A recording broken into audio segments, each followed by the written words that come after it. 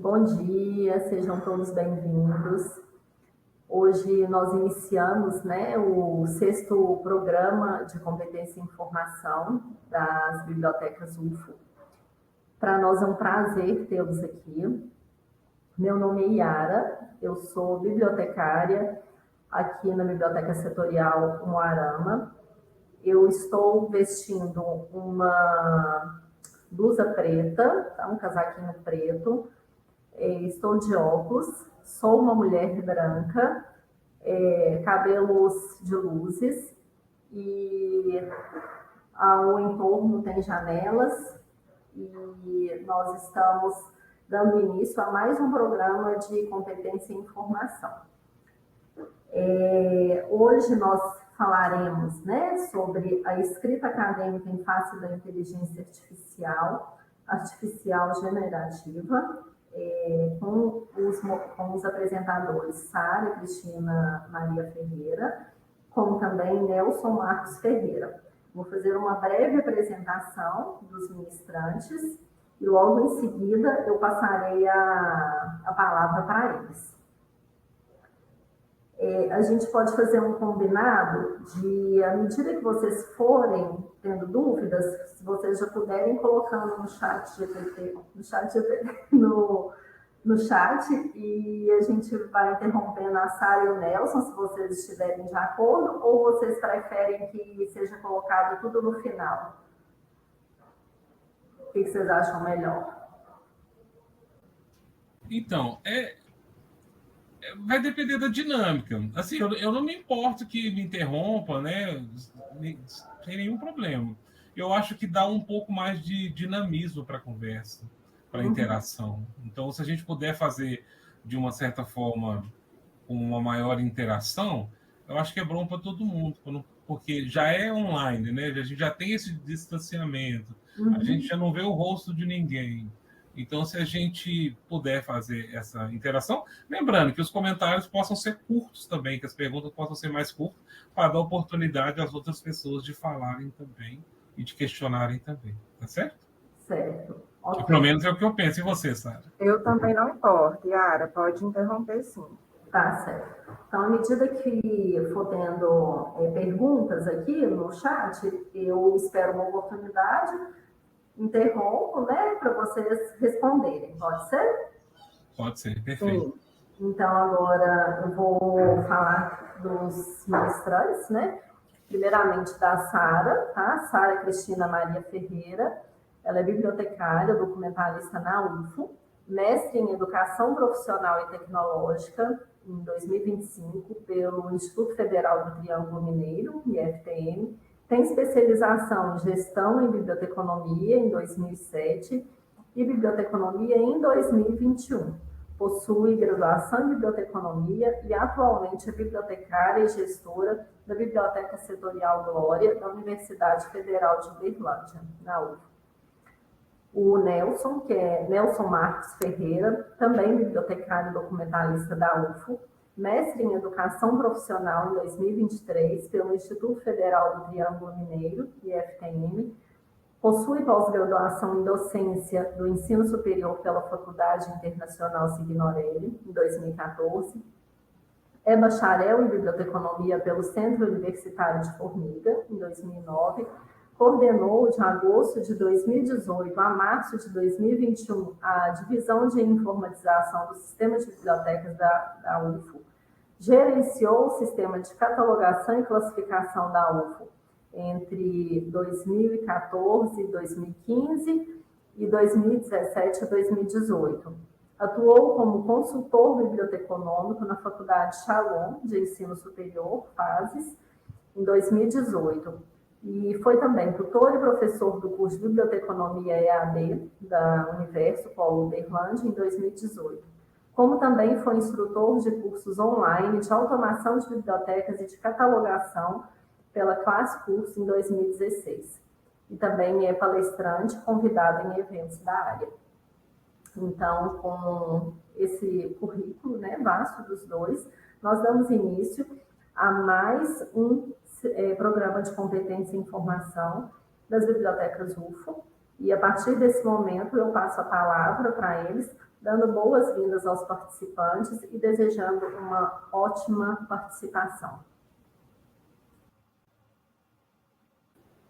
Bom dia a todos e a todas. Meu nome é Sara, sou bibliotecária do CISB-UFO e gostaria de agradecer a todos, por todos e todas, por disponibilizar esse tempo para ouvir a nossa palestra, aprender um pouquinho com a gente.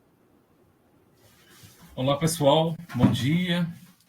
É bom que nós estamos aqui, né, reunidos para a gente poder conversar um pouquinho sobre IA, sobre inteligência artificial. E eu gostaria de fazer também já, de antemão, a minha audiodescrição. Eu sou um homem negro, obeso, cabelos raspados, estou com um fone de ouvido preto e com a camisa cinza, claro. E ao fundo tem uma parede branca e tem o meu violão também.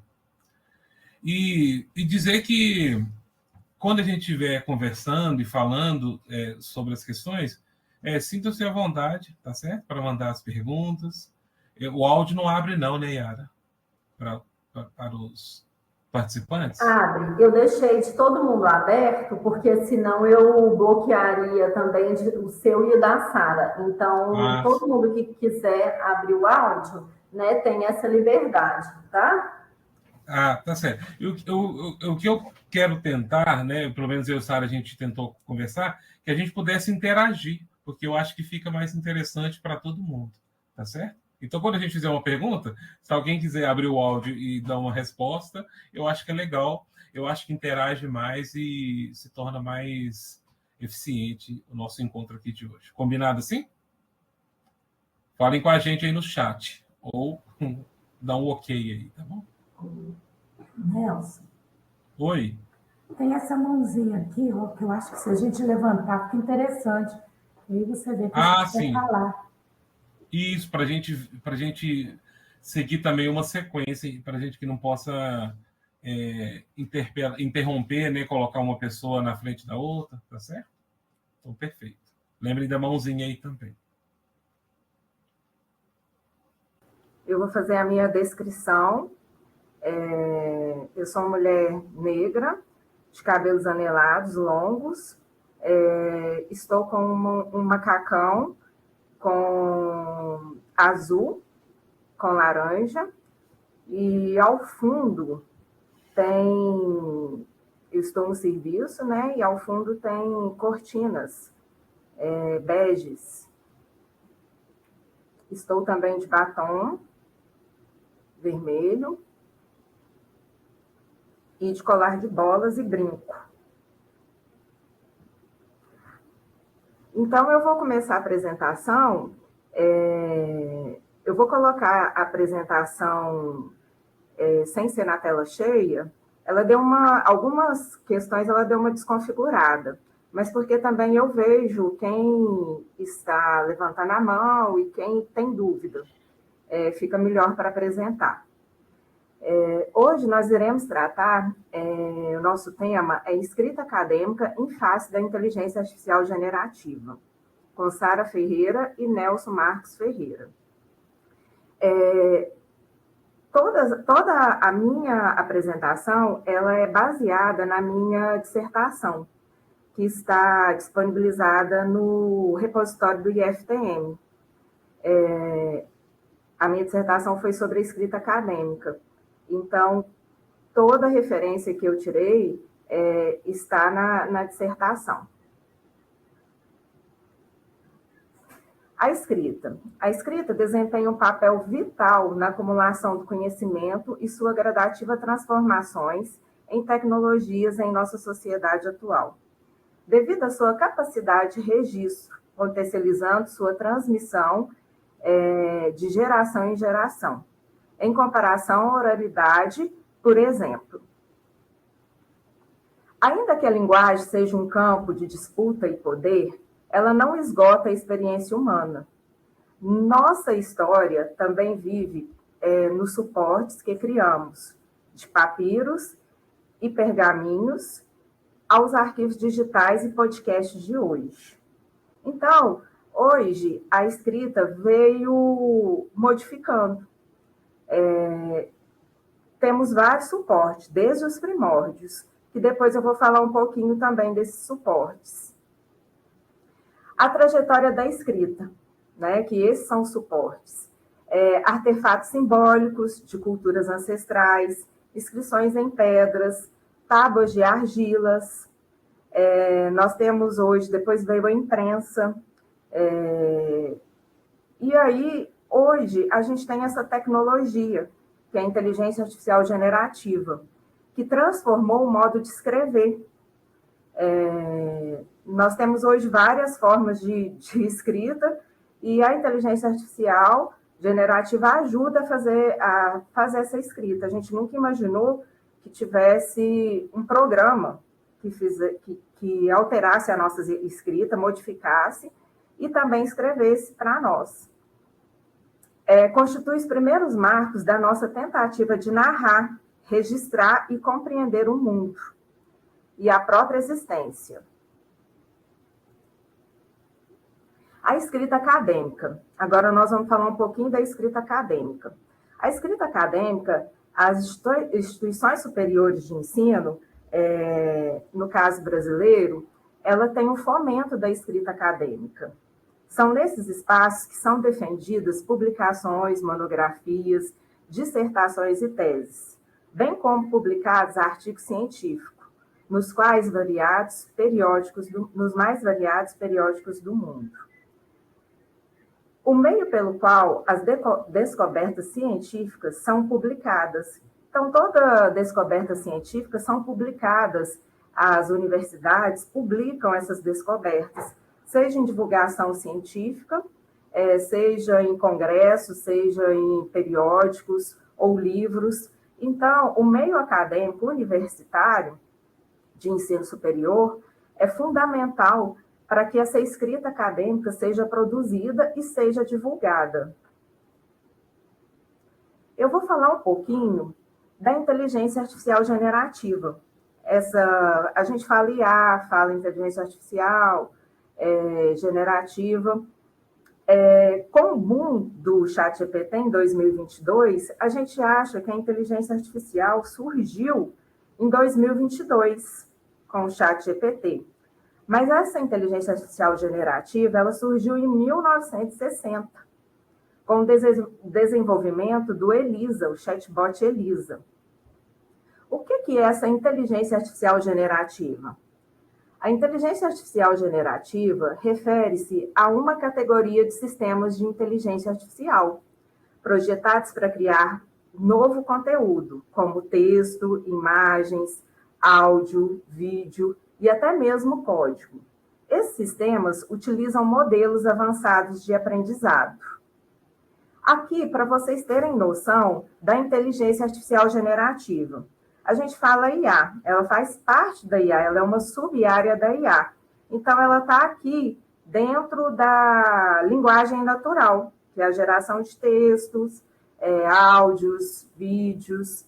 Então, ela é uma sub-área da inteligência artificial, para vocês entenderem um pouquinho. Eu coloquei também algumas inteligências artificiais generativas. Coloquei as que mais a gente conhece, mas a gente tem várias inteligências artificiais generativas. Então, eu coloquei em destaque essas inteligências. O ChatGPT, que é da empresa OpenAI, ela pode atingir 1 bilhão de usuários até o final de 2025. O Gemini, que é do Google, entende longos contextos até 14 livros ou 2 horas. O Copilot, que é da Microsoft, acelera a produção de conteúdos e planilha. Geralmente, quem usa o Copilot são programadores para fazer códigos. Mas a Microsoft, ela tem um aporte financeiro muito alto na OpenAI, no ChatGPT. Então, por trás do Copilot está todo o ChatGPT, né? Só que o nome diferente, Copilot. O DeepSeek, que foi lançado no início desse ano pela China, e é um dos últimos modelos desenvolvidos com menos chips. mais informações de inteligência artificial generativa, a gente tem nesse site. Só para vocês verem, tem reunida várias inteligências artificial generativas. Para vocês terem noção, o tanto de inteligência artificial generativa que tem, que são disponibilizadas.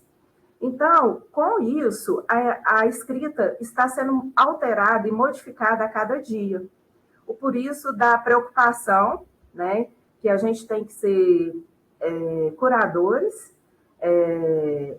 e, assim, a cada dia é lançado mais e mais inteligência artificial generativa. Aqui eu vou falar, porque hoje a gente vai focar no ChatGPT, um pouco da OpenAI, que é a empresa fundadora do ChatGPT. Ela foi lançada em 2015. Ela é uma líder global em IA, impulsionando avanços científicos e aplicações no mundo real. O GPT-1 foi lançado em 2018, com 117 milhões de parâmetros. Então, a gente vai vendo a evolução dos parâmetros. Em 2019, foi o GPT-2, com 1,5 milhão de parâmetros. Em 2022, aqui deu uma desconfigurada, a hora que eu coloquei aqui, foi a geração 3 da família GPT, com 175 bilhões.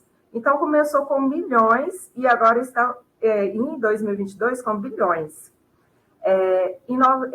Nos 2 primeiros meses do ChatGPT, em 2022, tinham 100 milhões de usuários. Depois, a OpenAI parou de falar da quantidade de usuários que tem.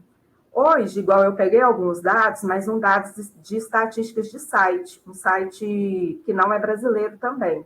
Eu peguei esses dados que eu vou falar para vocês. Para a gente ver o tanto que o ChatGPT ele evolui a cada dia, e a cada mês, e a cada ano também. E hoje a gente já está no GPT-5. Então, nós começamos lá no 1, em 2018, e hoje nós estamos no GPT-5. Com várias funções, ele só vem evoluindo.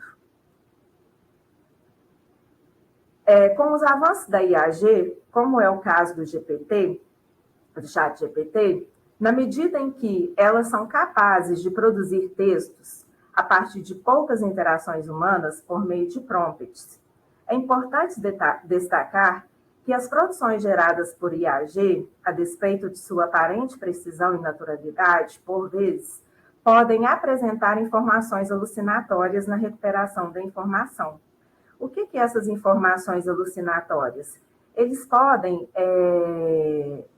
trazer informações que não são verídicas.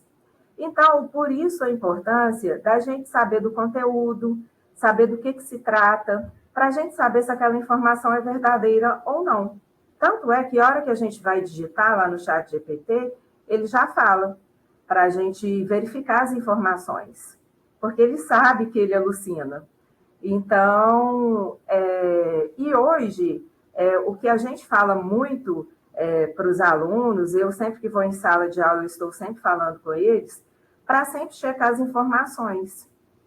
Porque a gente tem reclamação de professores que os alunos hoje fazem completamente os projetos, os trabalhos, sem mudar uma palavra do ChatGPT ou de outra IA. Então, o que a gente tenta fazer é um letramento com os alunos, mostrando para eles como fazer uma criticidade dessas questões. E, igual aqui, às vezes eu recebo muita referência. A gente já sabe quando é referência, que o aluno só pega do ChatGPT e já traz para a gente. Então, eles não têm a capacidade de alterar, porque os negritos do ChatGPT são totalmente diferentes dos negritos que a BNT solicita. Então, a gente vê essas questões. Então, a gente tenta trabalhar com os alunos nesse sentido, de ser críticos e de ter essa criticidade em cima das questões que eles levantam para o ChatGPT. Pode falar, Ana. Pode falar, Maria Cristina. É possível detectar um plágio dentro de um texto que o ChatGPT escreve? Então, hoje, Maria Cristina, a gente tem inteligências artificiais que lá dentro dela você pode colocar o texto e ela verifica para você. Aqui na UFA a gente tem o Plágios, que a gente assina, tem disponibilizado no Santa Mônica. Geralmente, quando for colocar no programa, é melhor o programa pago. Igual a gente tem o Plágios, então vai lá no Santa Mônica, coloca para ver se tem, porque eles são melhores. Todo programa, até o ChatGPT pago, é bem melhor do que o gratuito, né? Porque o gratuito, ele disponibiliza horas para depois você voltar, e a maioria quer que você paga. Então, hoje a gente tem sim. Assim, eu vou fazer um texto, eu estou escrevendo um texto. Eu peço para o ChatGPT copiar. Depois eu pego aquele texto e vou reproduzir ele sem passar por um filtro, por nada.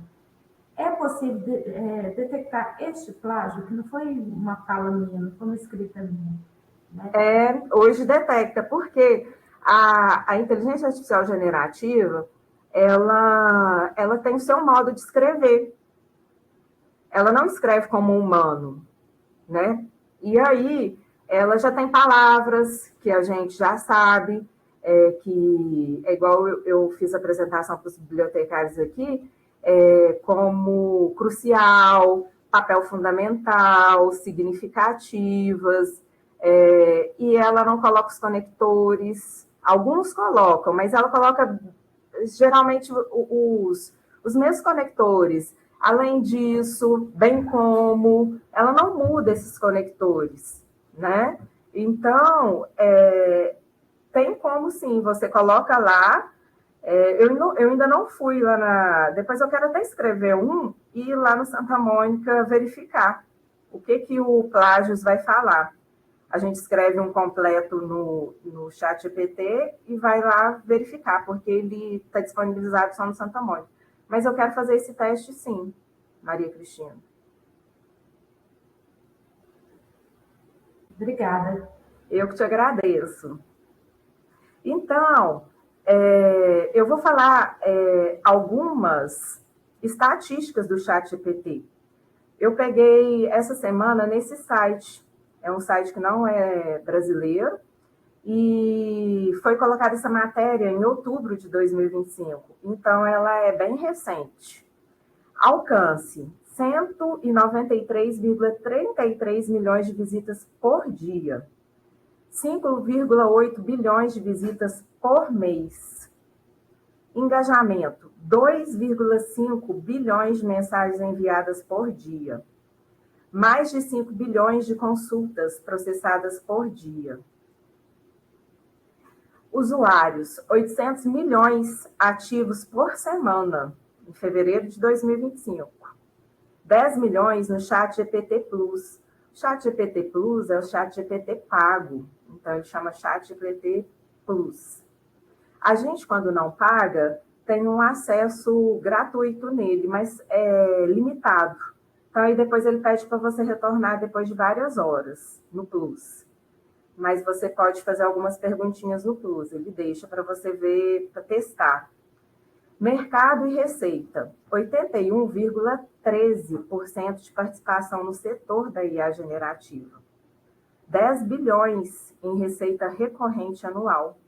Então, com essas cifras de milhões, a gente vê o tanto que a inteligência artificial generativa é poderosa no mercado e o tanto que as pessoas acessam as inteligências artificiais generativas. Esse é só o ChatGPT.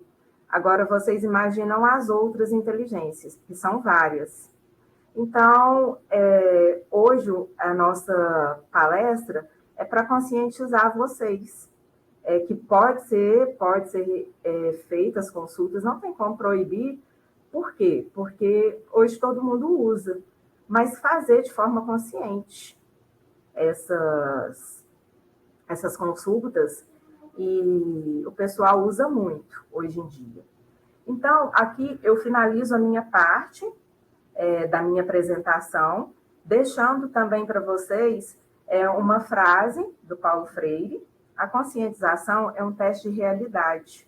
Quanto mais nos conscientizamos, mais desvelamos a realidade e mais aprofundamos a essência fenomênica do objeto diante do qual nos encontramos, com o intuito de analisá-lo.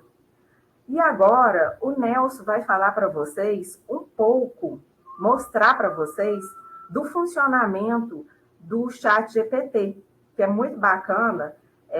O Nelson faz alguns prompts muito interessantes e fundamentados, porque também, se você não fizer um prompt, às vezes a gente coloca lá só para melhorar o texto, e isso não é prompt, né? É uma máquina que é uma máquina para ser conversado. E para realizar, se você também não souber fazer um prompt, ele não realiza o que você necessita. E você não vai chegar. E se você também não entender do assunto também, você vai pegar aquela matéria como se fosse sua e não vai alterar. Então, agora eu passo a palavra para o Nelson. Muito obrigada a todos e a todas, gente.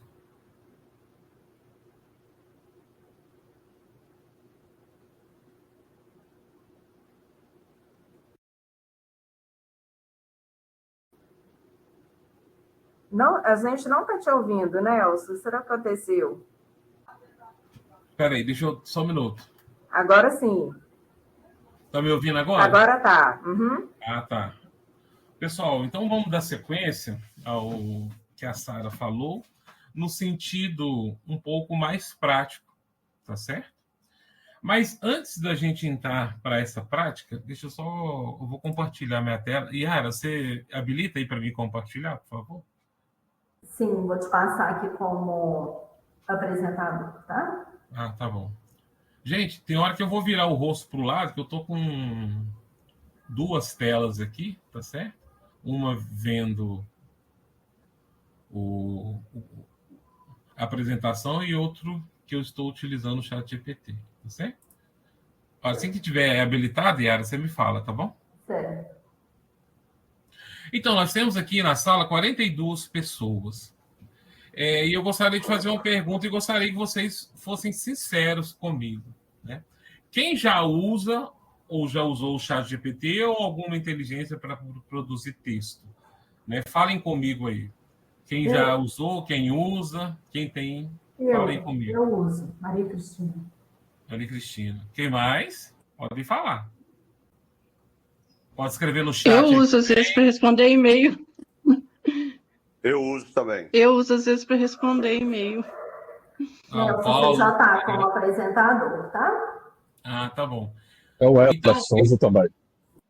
usa também para produzir texto acadêmico? Relatório, e-mail, até para responder questionário. Legal. Quem mais? Mais alguém? Eu normalmente uso para, como é que fala? Para estruturar tópicos, né? De algum documento, perfeito. Né? Do mestrado. Para o trabalho, né? Eu costumo usar assim para consulta, mas é bem menos. É raro, vou falar assim. E para produzir texto? Então, eu uso para produzir texto, para responder dúvidas, para responder e-mails, para estruturar projetos, eu uso bastante. Evanice está com a mão levantada. Você já foi contemplada ou não, Evanice? Tinha pergunta, por gentileza? É porque as suas mãos estão levantadas. Sim, deixa eu abaixar aqui. Tá. Obrigada. Então, assim, eu vejo que parcela das pessoas responderam, dizendo que usa para responder e-mail, alguns usam para estruturar trabalhos, né? Então, assim, as formas de se utilizar o GPT são variadas, né? As possibilidades como uma ferramenta generativa é muito grande. Então, cada um vai usar de acordo com sua necessidade. Eu utilizo? Utilizo. Eu utilizo tanto no meu trabalho para catalogação, como utilizo também para estruturar texto, para corrigir texto, para traduzir texto e mais uma infinidade de outras funções. Uma dúvida aqui, quando eu digito alguma coisa aqui, vocês conseguem visualizar bem? Sim. Ah, perfeito, então. A minha tela parece pequenininha aqui. Então, vamos pensar o seguinte, como que o sistema, um sistema de IA, ele gera um texto? Alguém já parou para pensar sobre isso? Tem uma ideia de como é que um sistema como esse consegue gerar textos em grande parte coerentes? A questão central é que, diferente da forma de escrita do humano, né, de nós humanos, é que a gente tem intencionalidade. A IA, quando ela produz um texto a partir de modelos matemáticos. Então, o que ela faz? Ela simplesmente calcula a probabilidade de uma palavra seguir a outra. Então, ela analisou bilhões e bilhões de teradados, né, de dados de escrita humana e de imagem e de texto, e a partir dessa análise, ela encontrou um padrão. E a partir do momento que ela encontra um padrão matemático, ela consegue reproduzir isso a partir de padrões matemáticos. Então, nada mais é do que isso. Claro, tem envolvido tecnologia, tem envolvido hardware, programação, mas basicamente ela está calculando, por uma fórmula matemática, qual a probabilidade de uma palavra seguir a outra a partir dos textos que ela conseguiu ter acesso. Certo? Até aí entendido? Acontece que ela não entende nada, ela não tem intencionalidade, e a gente, o humano, é que dá sentido para aquilo que possivelmente ela escreveu, aquilo que ela escreveu. Acontece que, se você não conhece o determinado assunto, embora o texto ou a frase que ela tenha construído tenha uma coesão, tenha uma clareza, tenha um ordenamento sintático emulado, parecido com o do humano, se você não conhece aquele assunto, dificilmente você vai poder julgar aquele assunto, vai poder dizer se aquilo está certo ou errado, ou até mesmo se você vai conseguir corrigir ou não. Tá certo? Então a gente tem que estar muito atento a isso. Quando eu estou utilizando a inteligência artificial numa temática que eu compreendo significativamente bem, a tendência dos textos que eu consigo produzir em conjunto, ou os insights, ou as teorias, eu consigo aproveitar muito mais a eficiência da ferramenta. Certo?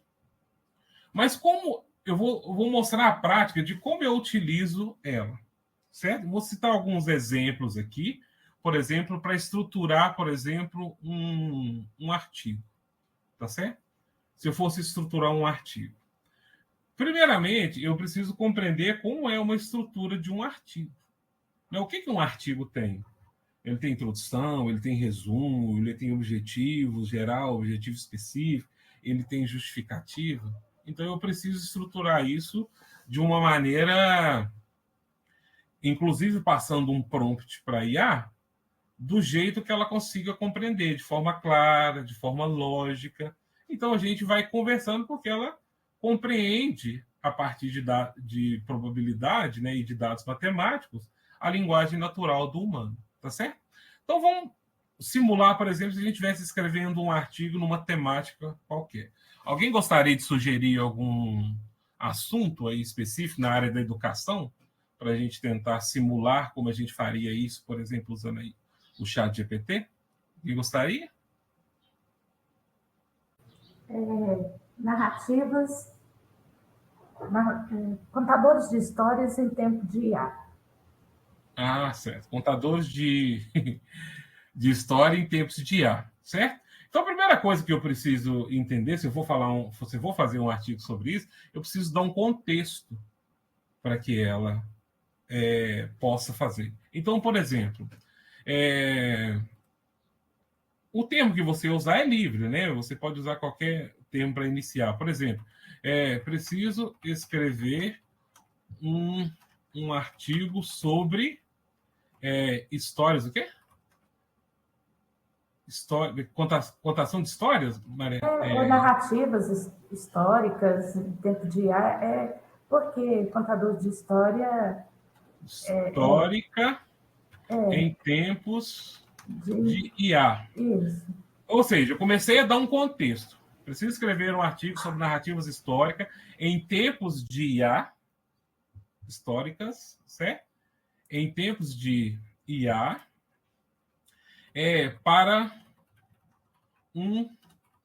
para o evento, por exemplo. Aí eu coloco o nome do evento, certo? O evento Seminário Nacional de Bibliotecas Universitárias. Inclusive, eu posso ir aumentando o contexto. Ou seja, eu posso ir colocando qual é a forma de análise dos pareceristas, mas eu vou parar por enquanto. Então, eu criei o início de um contexto. Mas, se eu der um enter, eu falo que e já inseri essa informação, ele logo já começa a escrever, certo? E vai fazendo algumas perguntinhas. Só lembrando, gente, o chat GPT que eu estou utilizando é o chat GPT pago, tá? É o Plus. Então, ele tem, às vezes, algum pouco de diferença nos resultados. Ele é melhor do que o gratuito. Embora você consiga usar a função Plus, algumas da avançada naquele que é gratuito, mas logo depois ele para por um certo tempo e depois você tem que voltar depois de um tempo. Então, se eu der um enter aqui, eu chamo ele de ansioso, ele já vai começar a escrever e coisa e tal. O que eu faço, por exemplo? Eu peço para que ele aguarde um comando que eu vou dar para que ele comece a estruturar aquilo que precisa ser estruturado. Por exemplo, eu peço, aguarde o comando faça. É um comando que eu treinei o meu aqui para que ele só faça as coisas a partir do momento que eu der o comando para ele faça. Certo? Então, eu vou dar enter, ele vai começar a produzir alguma coisa aqui, ele vai analisar, ó, perfeito, eu estou pronto, ou você para editar, quando digitar o comando faça, tá vendo? E começarei a redigir o artigo, certo? Aí ele vai fazer alguma coisa. Pode também, se quiser, antes começar a indicar o tamanho do artigo, percebe? Ó, de 4 a 6 páginas, então ele começa a dar uma estrutura, ok? E eu vou respondendo essas perguntas, ok? Então, eu posso solicitar, por exemplo, que ele faça o quê? Me faça perguntas para que eu possa ir respondendo e para que ele possa ir estruturando.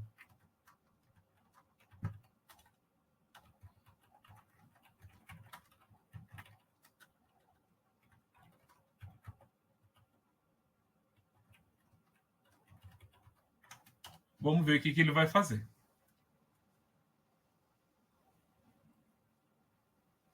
Ó, ele vai te perguntar qual é o problema central que você quer tratar. Que autores ou referências você quer usar? Certo? Que enfoque será mais epistemológico, mais filosófico? Você quer tratar a IA como produtora de narrativas? Então ele vai mostrando, certo? A partir desse momento eu falo assim, olha, vamos tratar o bloco 1. Ele fez 3 blocos, então eu vou começar. Vamos tratar o bloco 1. Vamos começar com o bloco 1.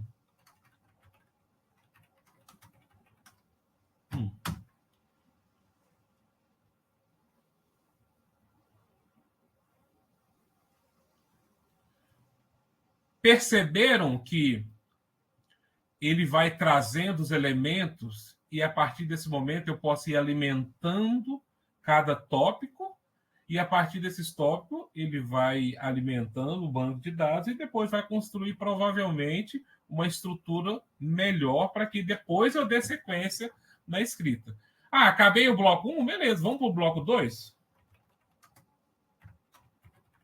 Beleza. E assim ele vai avançando.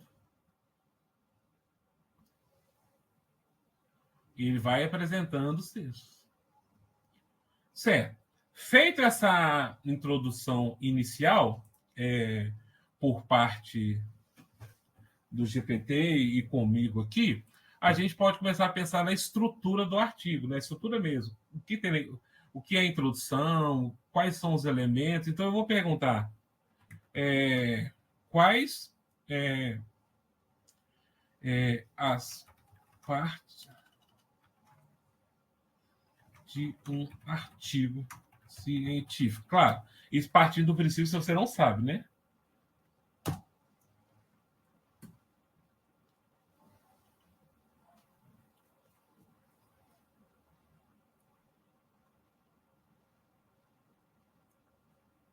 Então, ele vai apresentando. Essas são as partes.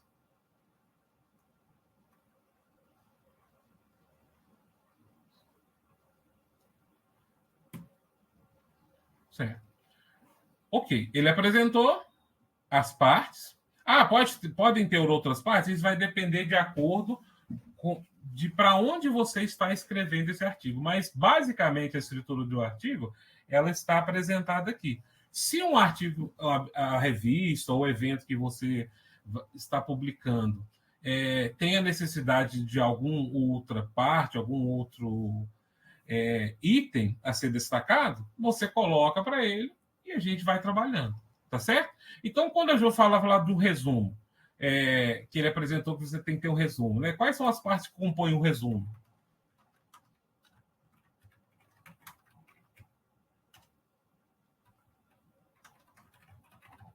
Opa, mas ele vai entender mesmo assim.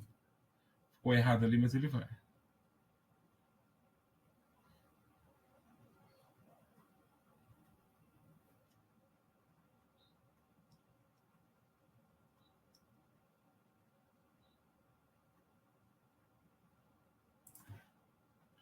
Ok. O que acontece, a gente tem que estar com muita atenção, é que tudo que eu for fazer, eu devo fazer em partes. Né? A IA, quando você tende a falar assim, faça tudo de uma vez, provavelmente o resultado dela vai ser um resultado não muito eficiente. Né? Do ponto de vista que você pode chamar de eficiente aquilo que é produzido em termos de texto por uma IA, pelo ChatGPT, por exemplo. Então, o ideal é que você vá construindo a estrutura sempre por partes, porque aí o que acontece? O desenvolvimento da ação ele é muito mais eficiente, tá certo? Alguém até esse exato momento tem alguma dúvida? Gostaria de interagir com a gente? Gostaria de fazer alguma pergunta? Fiquem à vontade. Tá liberado para vocês. Tá entendido até esse exato momento? Aqui não tem nenhum questionamento por enquanto, não, né, Elson? Não tem não, né? Não. Tá certo?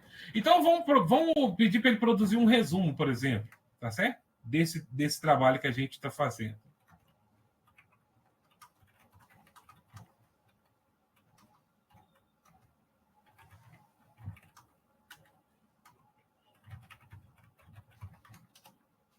Então, ele vai produzir.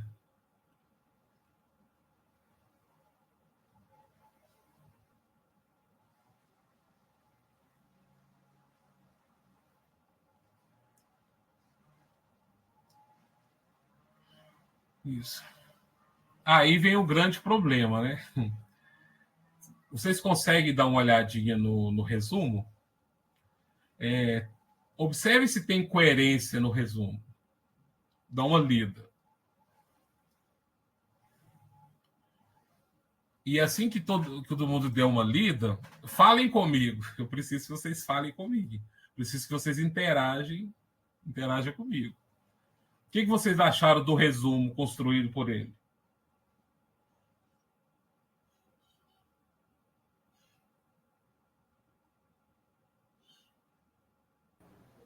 Quem vai ser o primeiro a falar? Eu gostei do resumo. Achei que ficou bom. Tem um amigo meu aqui chamado Giovanni Júnior. Giovanni, você pode falar aí para a gente? Acho que ele está com a gente no chat. Então, ele produziu o texto, o resumo, e provavelmente, quando a gente vai ler, ele tem uns elementos que normalmente um resumo deveria ter. Só que ele cita, por exemplo, autores aqui. Ele coloca o Walter Benjamin, né, o Foucault, Byung-Chul Han. Acontece que, como que eu vou saber se realmente esses autores falam ou podem ser usados nesse contexto aqui? Não tem outra... Por mais que ele é presente, não quer dizer que realmente esse texto, a partir sintaticamente, vamos dizer assim, na sua forma, ele tem sentido, ele está estruturado. Agora, em termos de semântica, de sentido, de significado, só se eu conheço realmente o assunto que eu vou poder avaliar se realmente ele está estruturado do ponto de vista epistemológico, semântico, se as epistemologias elas conversam entre si ou se elas são antagônicas. Não há outra forma. Então, ainda que ele apresente um texto estruturado, não quer dizer que esse texto eu possa usá-lo direto, por exemplo, né? E nem que ele seja pertinente para os meus estudos. Por quê? Porque não foi um texto construído por mim. Não foi um texto construído a partir das minhas leituras. Foi um texto criado por uma IA de forma automática. Tem uma pessoa com a mão levantada, Renata, né? Renata, pode falar. Consegue me ouvir? Consigo, sim. Tá, tive que umas interrupções aqui, mas foi criado o resumo, né? Isso, perfeito. E aí, esse resumo, na parte aí tem conclui-se que ele vai te dar uma conclusão sem antes ter feito a pesquisa? Exato. Por quê? Porque primeiro que você está construindo, aqui não é um texto... perdão, Renata, você acabou a pergunta? Oi? Você acabou a pergunta? Ou tem mais alguma coisa para acrescentar? Não, porque assim, a gente tem que tomar esse cuidado, assim, a gente lê, tá ótimo, né? Mas assim... Isso, na forma, né? Porque se depois perguntar alguma coisa, você leu o Byung-Chul Han? Aí você nem leu, o Byung-Chul Han está aí no seu texto. E ele já te aponta uma conclusão que, assim, eu não sei se você deu algum texto para ele, por isso que eu tive uma interrupção aqui agora. Se você deu um texto e a partir desse texto ele gerou um resumo. Porque se você pede só para gerar o resumo, aí está um conclui, você está te apontando uma conclusão antes da pesquisa terminar. Exato. É isso mesmo. Exato. Então, Renata, a sua pergunta é extremamente interessante. Por quê? Porque um resumo, normalmente a gente quando está estruturando um artigo, um trabalho, a gente pode ter até uma ideia de resumo, uma vaga ideia. Mas a gente não pode concluir nada e nem resumir nada. Por quê? Porque o trabalho não está pronto. A pesquisa não foi feita, os textos não foram lidos, né? As discussões não foram feitas. Como que você vai chegar, por exemplo, no resumo?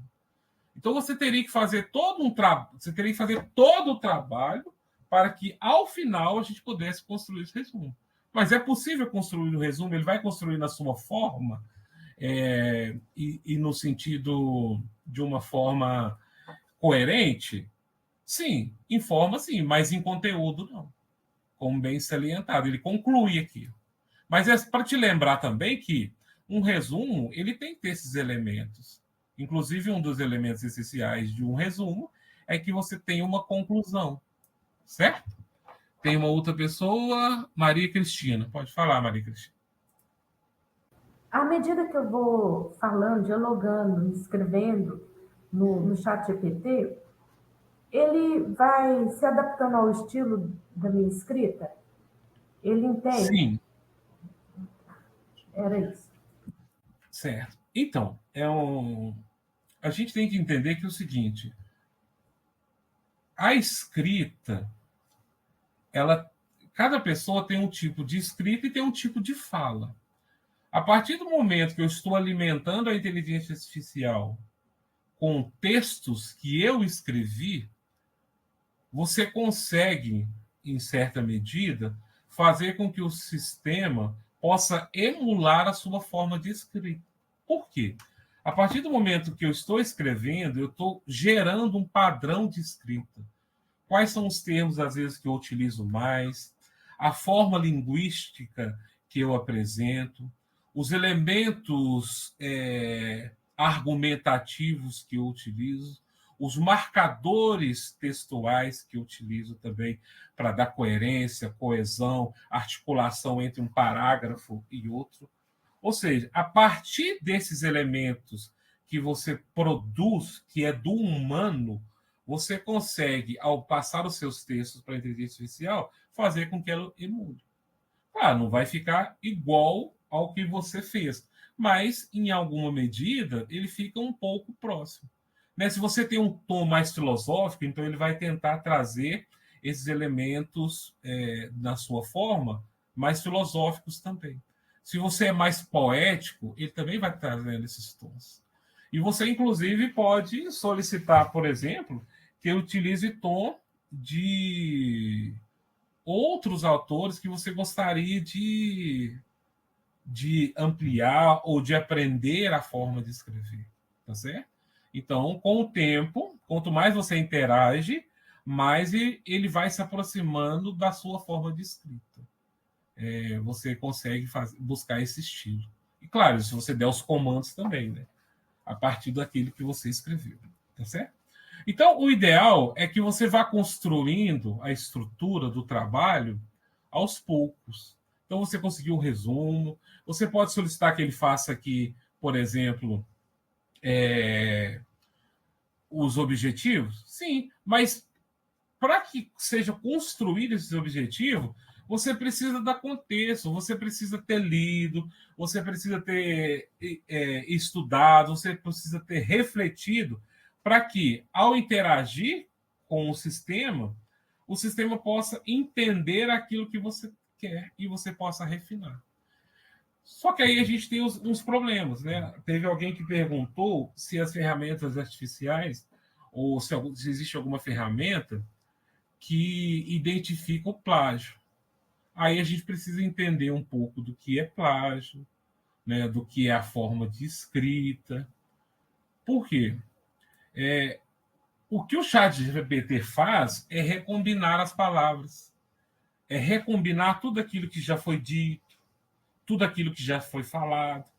A escrita nossa também, em grande parte dela, tanto a escrita, todo o nosso discurso, a escrita, a fala, elas são recombinações daquilo que a gente já falou. Quando eu digo assim, a gente já falou, aquilo que a humanidade já falou, certo?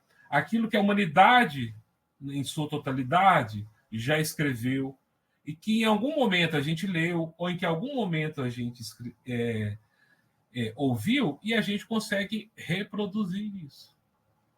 Claro, quando a gente está falando de um conceito, aí não. Aí o conceito já é um pouco diferente. Se eu estou falando de um conceito específico, como, por exemplo, capital cultural, do Bourdieu, ou qualquer outro conceito de qualquer outro autor, poder simbólico, o autor que escreveu primeiramente e que trabalhou esse conceito, né, ele tem, vamos dizer assim, a propriedade de ter trabalhado esse conceito. Então, esse conceito foi estudado, foi trabalhado por esse autor e ele precisa ser referenciado, ele precisa ser citado. O que o ChatGPT às vezes vai fazer, ele vai pegar, vai recombinar isso. E qual que é o risco? De você estar pegando um conceito de alguém, por exemplo, recombinando, sendo que sem citar esse conceito. Então, a gente tem que tomar muito cuidado. É preciso que a gente conheça os conceitos, é preciso que a gente conheça o assunto, para que aí sim a gente consiga sair dessas armadilhas que eles podem nos pegar. Tá certo? Então, dica para vocês, quando forem fazer um trabalho, que vocês sempre façam os prompts de forma coerente, passo a passo, e sempre com uma menor unidade possível. Vai pedir para fazer a introdução? Faça a introdução por parte. Traga os textos que você leu para dentro do sistema para que essa construção ela possa ser feita. Certo? Quem tem mais alguém? Ah, tem a Mayra Nani, a nossa diretora do Sistema de Bibliotecas. Oi, gente. Pode falar, Mayra. Tudo Estão bem? me ouvindo? Estamos. Tá bom, deixa eu até abrir aqui também minha câmera. Em primeiro lugar, aproveito o momento, que eu acho que é essa a primeira atividade, para cumprimentar Nelson e Sara, que estão preparando esse conteúdo de ponta para poder abrir aí, né, a nossa Semana Nacional, e todo mundo, juntamente com a Ana Letícia, que está organizando essa semana de formação, quem está na mediação. Então, muito obrigada e parabéns desde já, Nelson e Sara, pela temática. Nelson, eu queria aproveitar um momento assim, da gente de te ouvir, se você e partilhar com vocês como é a minha leitura, porque a gente está falando de plágio, eu acho que esse é o momento. Ok. É uma briga e uma discussão grande, principalmente ali para quem é da área de humanas, sobre se é errado ou não. Então, eu defendo que essa é mais uma ferramenta que a gente tem. Eu retomo há 20 anos atrás, quando surgiu aqui, estou na UFT de 2004, em 2004 chega o Google, e em 2006 você tem a oferta pública. Então, mais ou menos aí, né, há 20 anos, a gente teve aqui na biblioteca, eu já estava aqui, esse susto, esse boom, porque o novo ele assusta. E eu defendo que a gente tem que conhecer essas ferramentas, saber como utilizá-las, e que vão ter pessoas que vão utilizar de má fé, tipo, fazendo isso aí que você fez agora. Fantástica essa maneira de estruturar um artigo, de trazer. E, infelizmente, muita gente, e isso é condenável, na minha leitura, põe a frase do que se quer, que a Maria Cristina sugeriu, ali ele já vai montando, e sem nenhuma criticidade, pega esse texto e entrega para o professor como se fosse o texto dele pronto, como você mesmo mencionou, nem sabendo se Benjamin Foucault tem a ver com essa temática sob a ótica proposta do objetivo da pesquisa. Porém, eu defendo o uso dessas ferramentas e acho que ela tem um processo que nos faz crescer como pesquisadores. A partir do momento, o principal que eu acho do pesquisador, ele tem que saber o que ele quer pesquisar. Então, uma orientação que eu gosto de dar e uso é assim: o que eu quero? Por mais que eu não saiba construir com palavras bonitas o meu objetivo, mas o que eu quero? Aonde eu quero chegar? O que eu quero descobrir? Qual que é o meu problema principal? E vai e coloca ali. Depois ele vem para esse momento, por essa ferramenta, e traz toda essa estrutura. E ele vai te devolver. Aí sim começa um processo de construção realmente do conhecimento. Porque ele vai te dar alguns nortes, exemplo do Google, lá de trás, em 2006, 2008, quando a gente estava conversando, ele vai te dar os caminhos. Eu sempre gostei de falar nos meus treinamentos que o Google, ele é a primeira opção ou é a última, depois que você já foi em tudo e não acha nada. Aqui eu acho que é um pouco parecido com isso. Aliás, muda um pouco, porque isso é mais uma ferramenta de estruturação. E a minha defesa é de que os antiplágios, por exemplo, hoje, ele é difícil de poder pegar, mas vai dar consciência do pesquisador. E como você mencionou, cada um tem o seu jeito de escrever. Então, quando ele devolve, né, o pouco que eu tenho inserido, o tanto que eu já tenho inserido ele nas minhas rotinas diárias, nunca a voz dele, eu não permito que a voz dele seja a última. Eu lembro para mim, para a máquina mesmo, né, no momento de alucinação, de que quem está dando as coordenadas aqui sou eu. E eu sei bem onde eu quero chegar e o meu jeito de falar. Então, eu acho que esse é o alerta que eu também aproveito esse momento para dar para cada um. Os professores, os nossos orientadores, principalmente você que é estudante que está aqui, eles sabem o seu jeito de escrever. Então, muito cuidado quando pega isso pronto e entrega. E é ruim, é feio, né? E aí fica vazio. Tanto vazio para a gente pessoalmente, quanto vazio, o mal-estar de ter feito algo sem criticidade nenhuma. E aí, Nelson, eu queria te ouvir um pouquinho, se você entende dessa maneira também. Então, eu entendo assim, a gente está com o poder do início ao fim. A gente tem que saber o que a gente se quer. A gente usa a ferramenta que nos ajuda a estruturar, a ganhar um tempo, porque a gente está com um tempo cada vez menor. Mas a gente depois volta para aquele conteúdo, aí sim a gente começa a conversar, checa as fontes, e vai te dando ideia, vai te levando para outros lugares. E é interessante uma recomendação. Pegue primeiro a estrutura que ele te devolveu enquanto máquina e depois, quando tiver o final, compare. Ali a gente consegue enxergar a diferença da nossa intervenção enquanto humano. Isso nada vai substituir. Por mais que tenha um tom que faça parecer, e se a gente tem uma conta, ele vai conhecendo o nosso jeito de escrever. Mas ainda assim, a criticidade, a revisão, a leitura final está e sempre estará nas nossas mãos. Essa é a maneira que eu enxergo, então defendo o uso, condeno o uso sem criticidade, sem leitura, e acho que ainda hoje os sistemas antiplágios não conseguem cobrir, e aí é o que deixa muito orientador desorientado, que a gente atende os professores, aí a gente vê isso. Desculpe se eu me estendi demais, mas é um pouco uma reflexão também um pouco filosófica desse nosso fazer e usar as ferramentas e orientar sobre como fazê-las. Obrigada, Nelson. Ô, Mária, não, tranquilo, não se estendeu não, mas é sempre importante essas ponderações, as questões filosóficas, a gente trazer para que a gente possa refletir sobre elas. Claro, eu também defendo o uso da ferramenta. É uma ferramenta que vem para auxiliar. Claro, a gente tem, em outro momento, a gente pode fazer algumas críticas a ela, e não são poucas, são muitas. Uma das críticas que a gente pode fazer, por exemplo, é que quando a gente delega todo o fazer para a IA, né, toda a escrita para fazer para ela, você, em algum momento, você deixa de exercitar a sua habilidade de escrita, por exemplo. Você corre o risco de que isso aconteça. E a gente tem vivido, algumas pesquisas têm mostrado, né, alguns estudos estão sendo feitos, que atualmente a gente vem perdendo vocabulário, por exemplo.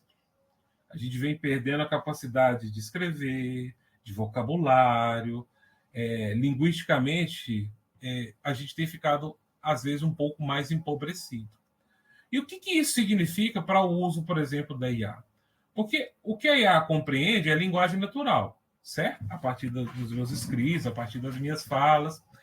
Então, a interação com ela é a partir da linguagem escrita. Ou, em alguns casos, linguagem falada também, mas que ela transforma em linguagem escrita, que transforma em dado e que depois calcula matematicamente falando. Então, a partir do momento que a gente também delega e não exercita essa habilidade de escrita e essa habilidade de linguagem, nós nos tornamos mais empobrecidos. Mais empobrecido linguisticamente significa que a gente consegue produzir discursos mais empobrecidos. E como que você vai interagir com uma ferramenta com discursos empobrecidos? Sem lógica, sem coerência, sem criticidade. Então, é extremamente necessário que nós façamos esse tipo de... Eu acredito que precisa ser um retorno.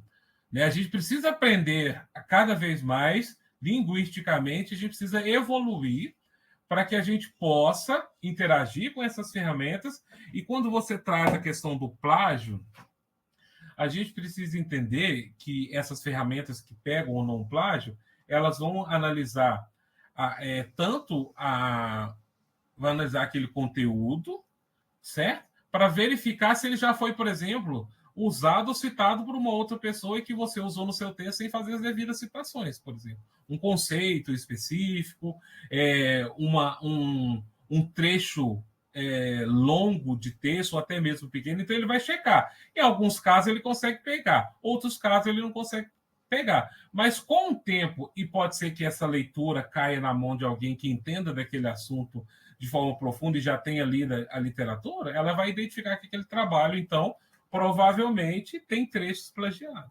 E aí você tem os problemas advindos desse processo de plágio. Você tem que fazer correção, você tem que, às vezes o trabalho é retirado. Então, assim, a gente vai ter que, para usar a inteligência artificial, a gente vai ser necessário ensinar a criticidade. E esse é o grande problema. Por quê? A forma como está estruturada a nossa educação e a nossa sociedade, ela está estruturada por efêmero, por rápido, por veloz, pela retirada desses elementos que possam aprofundar a criticidade do sujeito, né? quando a gente estrutura, por exemplo, as diretrizes básicas da educação, a gente retira esses elementos. Retira elementos de filosofia, né? Ou pelo menos a gente deixa em segundo plano a filosofia, a sociologia, a história, a geografia, todos os elementos esses que consegue construir, junto com as outras disciplinas e tudo mais, um aporte mais crítico para o sujeito. Que faz pensar. Porque a gente... exatamente, a gente vive num momento de competição. E o que essa ferramenta faz? Ela faz você ser mais rápido. E eu quero competir com o outro. Né? Eu quero ser melhor com o outro. Eu quero competir, eu quero ser mais rápido. Então eu utilizo. Utilizo rápido, faço rápido, não checo, não verifico, mando para lá, cumprir o meu etapa. Porque quando a gente está estudando, em certa medida, a gente quer fazer. Né? Agora, com qual qualidade queremos fazer? Então, é isso que a gente vai ter preciso retomar. Né? A gente vai ter que precisar ensinar criticidade. Agora, é possível ensinar criticidade? Aí é uma pergunta filosófica e talvez retórica. Isso mesmo, mas muito obrigada. Eu achei que minha câmera estava aberta, depois que vi que não. Então, é só mesmo para a gente, né, oficialmente, para esse evento, abrindo a Semana Nacional. E participem aí, depois vamos divulgar para vocês. E muito obrigada mais uma vez, Nelson e Sara. Excelente temática do momento e necessário. Um abraço para todos. Renata? Pode falar. Nelson, eu acho que é possível ensinar criticidade, só não sei se as pessoas estão dispostas, né, assim, e é muito importante isso que foi colocado, né, a questão da escrita acadêmica na atualidade, eu que estava com algumas aulas, a forma como a gente recebe os textos, é um Ctrl+C, Ctrl+V, e o pessoal anunciar tem que isso está diretamente relacionado com a formação deles, né, como profissional, como pessoas. E sobre essa questão do plágio, na verdade, eu levantei a mão, eu estava tentando localizar onde que eu vi isso, quem foi que publicou, colocou ali, tempo que foi no Instagram, mas não consegui. É porque estão pegando para fazer teste, lançando textos antes da criação, né, do ChatGPT, textos anteriores a essas tecnologias, e ele está acusando como plágio. Por exemplo, eu pegar um texto de Freud e ele vai analisar que tantos por cento é plágio. Sim. Eu acho que isso também fica claro quando você explica que a nossa linguagem é uma construção, não deixa de ser uma reprodução, né, dos rearranjos que a gente faz, que a gente vai aprendendo, né. Essa questão do plágio ainda... E eu ainda fico, assim, tentando entender como que onde a gente vai chegar com isso também, né, entender o que é plágio, como o plágio ocorre. E vai depender muito, não sei, acho que do humano nosso também, de ser honesto, né, com a produção em si agora, acadêmica também, onde isso pode nos levar. Porque tem essas falhas ainda desses detectores de plágio, né? Não sei. Entendeu? Mais ou menos essa fala sobre plágio, você pegar um texto, antes da criação dessa tecnologia, ela aponta lá, sei lá, que 60% é plágio. Pois é. É complicado. Se eu achar, eu envio para você depois. Tem que saber quem colocou isso agora. Não, tem demais. Ele, assim, a ferramenta é falha ainda. E talvez ela nunca será precisa. Porque é isso que a gente está comentando, né? O texto, a fala... são citações de coisas que você ouviu em algum determinado momento, mas que você não lembra mais, e aí você retoma, traz para o seu texto, traz para a sua fala. Então, a gente vai precisar entender filosoficamente o que é um plágio. Então, a gente precisa estruturar isso. Claro, a gente tem legislação, a gente tem os elementos que falam sobre o plágio, a gente vai precisar entender o que é o plágio, o que é a escrita, certo? O que é a fala, o que é o discurso. A gente precisa...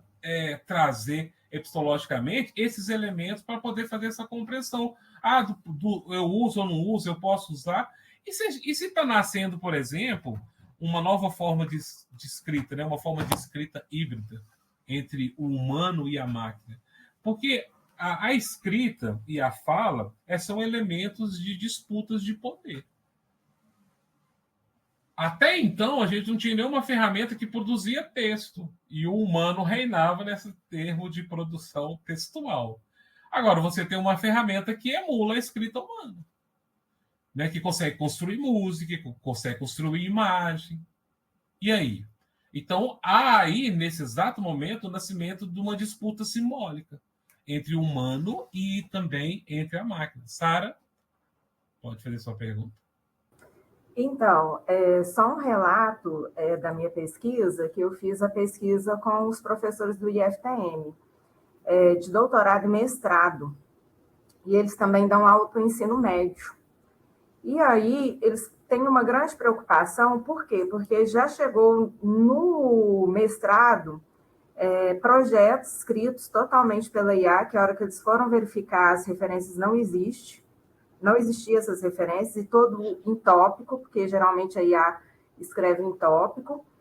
E aí também, isso que a Mayra falou também, que na sala de aula o menino tem um vocabulário, e quando ele volta com um trabalho que foi feito em casa, ele volta com outro vocabulário, que ele nem checa as informações. E hoje a gente já sabe, igual o Nelson também falou, a questão das pessoas que o vocabulário delas, hoje as pessoas não falam, principalmente os adolescentes. Não sei se vocês já perceberam isso. Eles são monossilábicos. Então, eles só respondem sim ou não, e eu conheço vários adolescentes assim. Então, isso é uma grande preocupação para os professores. Essa pesquisa que eu fiz com eles, eles ficaram muito preocupados. E tem professores também aqui do Campus Glória que já vêm me falar, já receberam projetos, estão muito preocupados também com essa questão da pessoa nem checar as informações. É só isso. Isso aí, Sara, perfeito. Quando esse elemento, né, quando o sujeito ele usa a ferramenta e ele entrega o resultado que a ferramenta produziu para uma disputa, por exemplo, de uma entrada no mestrado, num doutorado, né, ele incorre num uso não ético da ferramenta. Não ético porque ele está se passando, porque não foi ele que produziu o texto. E mais ainda, a questão que, muitas das vezes, esse texto, ele na sua forma, ele está estruturado. Ele tem coerência, né? Ortograficamente, ele não tem nenhuma palavra errada, na sua forma, os parágrafos estão certinho, as vírgulas, tudo perfeito, mas e no sentido? Né? E no sentido mesmo, e na semântica, ele tem sentido? E aí vai depender de quem está lendo esse texto. Se tem conhecimento suficiente também para que possa fazer um crítico. Normalmente, quem analisa os projetos tem consciência e vai tirar esse sujeito da chance, por exemplo, de avançar para o mestrado, doutorado.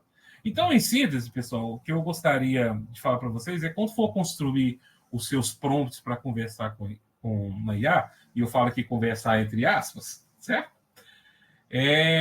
Você produza esses prompts de forma escalonada, certo?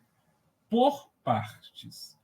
Não lance um pedido totalmente grande, porque isso vai dificultar a produção, mas que você possa estruturar por partes. E lembrando, é preciso que na produção do seu texto, o seu lado humano, né, a sua forma de escrita, a sua forma de pensar, ela precisa aparecer. Ela tem que aparecer. Até porque, senão, não é um texto seu. E a partir desse momento, você vai usando também a ferramenta para aprender. Como que eu uso, por exemplo, um conector de um parágrafo para outro? Faz uma pergunta para ele. Como que deveria ser estruturado um parágrafo, por exemplo? Claro, quando a gente pensa em usar a inteligência artificial, aqueles que mais tiverem conhecimento já advindo antes de uso da inteligência artificial, com certeza vão produzir textos melhores, vão produzir trabalhos melhores, imagens melhores. Por quê? Alguém que pede para produzir uma imagem, aquele que sabe, que entende de profundidade, de luz, de cor, de sombra, ele vai conseguir produzir uma imagem digital muito melhor do que eu, que não tenho conhecimento suficiente disso. De criação de imagem, que não entende nada de luz, que não entende nada de profundidade. Então, alguém que já sabe escrever muito bem, que sabe como se estrutura um parágrafo, onde coloca a vírgula, que onde usa os conectores, que onde sabe buscar as fontes confiáveis, a tendência é que o texto seja um texto mais bem elaborado, e com isso você vai aprendendo também, tá certo? Então, sempre que forem usar, usem dessa forma, pelo menos é o que eu indico, pelo menos é o que eu tenho tentado utilizar. Se alguém tiver mais alguma pergunta, alguma dúvida, quiser a gente testar mais alguma coisa aqui no ChatGPT, fazer algum prompt, fique à vontade, a gente pode fazer, não tem problema não. Tá liberado para vocês.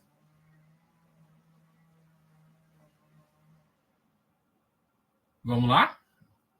Vamos ouvir a participação. Nós temos 39 pessoas. Mãos levantadas. Yara, você direciona aí para a gente? Sim. No caso, a Ivanice, né? Pode falar. Ah, sim. Como eu escrevi aí no chat, eu tenho muita dificuldade de usar a IA. A começar pelos comandos, né? Então, essa estrutura que você apresentou aí é muito interessante, né? E a questão, assim, eu sempre acho que alguém, né, vai perceber que eu usei a IA de qualquer forma, e eu sinto que às vezes eu fico muito presa nessas ideias. Então, eu tenho preferido gastar mais o meu tempo escrevendo do meu jeito, né? Consultando informações, né? Do que ficar pesquisando, porque eu acho que ela me influencia muito. Então, teve um tempo que eu tentei usar, né, da forma correta, mas eu percebi, na verdade, que eu estava perdendo meu tempo. Né? Comecei a ter dificuldade para escrever do meu jeito, entendeu? Então, eu uso muito pouco nesse sentido, por isso que eu disse que eu uso mais assim, para estruturar, né? Mas para direcionar minhas ideias, mas para pegar o texto, né? Isso aí, copiar, não, eu não consigo. Né? Então, assim, eu gosto muito de escrever, né? Acho que eu tenho até uma certa facilidade, mas a IA a gente ainda não conseguiu, assim, né? Conversar, para te dizer a verdade. Ainda não deu match, né? Não deu. Não deu liga. Então, a sua dúvida ela é muito pertinente. Então, quando você fala assim, será que alguém vai descobrir que eu estou utilizando? Talvez a gente vai precisar também ser mais sincero. Né? Talvez possa ser que esteja surgindo um novo normal aí. No sentido, olha, se você produzir um texto, você sinalizar que em determinado ponto você utilizou, por exemplo, inteligência artificial. Por exemplo, para estruturar, para corrigir gramaticamente, certo? Para verificar as pontuações, por exemplo. Então, a gente vai precisar, às vezes, ser sincero. Por quê? Porque, por mais que você tente escrever, né, o humano ele tenta passar pelas correções, pode ser que alguma coisa passe. E a inteligência artificial tende a não errar palavras, por exemplo. Isso aí, raramente você vai encontrar... Quando você encontrar um texto muito perfeitinho, provavelmente a pessoa vai falar assim, isso aqui tem pouco de humano. Mas, a partir do momento que você vai começando a utilizar, vai começando a entender como é que ela funciona, você pode ir ampliando esse uso. Mas no seu caso está muito bom, pelo menos você já usa a inteligência para estruturar, você já ganha um tempo significativo disso. E quando eu digo ganhar tempo, não é simplesmente tempo para você não fazer nada, é para você usar esse tempo também para ler mais, para estudar mais, para aprofundar mais no seu trabalho que você precisa fazer, porque aí é o humano que está pesquisando, não é uma inteligência artificial que está pesquisando. Então, a gente deixa ela como ferramentas acessórias e você dedica mais tempo, por exemplo, à estruturação para ela e, por exemplo, o aprofundamento das questões, das reflexões para você que é humano. Tá certo? Próximo. Nelson, agora é a Mayra, tá? Que pode falar. Sim. Nelson, eu queria uma orientação sua. O novo, ele causa um pouco de medo, né? E aí é um alerta para quem está aqui. Embora o foco seja em estruturação acadêmica, pensando na administrativa, no nosso fazer do dia a dia de trabalhos, como a Maria Cristina colocou, para elaborar um e-mail e para nós, para escrever um ofício, um documento. E aí, pensando nisso, a mesma coisa no meio acadêmico. Então, eu vou, escrevo, monto um prompt, um comando, né, para quem ainda precisa se familiarizar com isso. Vou ordenar que ele estruture para mim aquele texto de um ofício, de um documento ou de um e-mail. Então, geralmente eu escrevo, jogo ele lá dentro, porém eu tenho tomado o cuidado de quando menciono nomes, identifico a instituição que eu estou, tudo algo que vai expor, eu tiro tudo. Aí no meio acadêmico, como que eu enxergo isso, o cuidado e o alerta. E aí eu tenho um medo, enquanto alguém que vai orientar, e eu gostaria da tua visão, aí, principalmente nesse meio acadêmico. Eu escrevi um artigo, eu não publiquei ainda, e aí a pessoa vai e coloca ela todo lá para poder fazer a revisão. Quando a gente coloca o artigo no todo lá, a gente está entregando no grande banco de dados mundial os nossos dados de pesquisa. E eles não foram publicados, e eles são nossos. E o quão rápido alguém pode ser mais que a gente. E a partir do momento que você vai lá e alimenta, e ele captura algo que seria seu, patenteado de direito, depois que você publicou. Então, isso me preocupa um pouco. E aí um alerta de que algumas questões estratégicas, quem é da área, por exemplo, de grãos, aqui da Monsanto, e tem alguma coisa patenteada e que está sob sigilo, precisa... na minha concepção ainda, a mesma coisa em documentos acadêmicos, resguardar alguns dados, principalmente se eles forem patenteados, e um receio que eu tenho de que se a gente coloca um texto nosso lá, depois que ele está prontinho, pede uma revisão, se eu entrego, vai que tem algum carinho fazendo a mesma coisa e o meu dado é levado para lá como ideia. Eu corro esse risco, não corre? Isso que eu queria te ouvir. E aí, é remoto, mas eu acho que ela existe.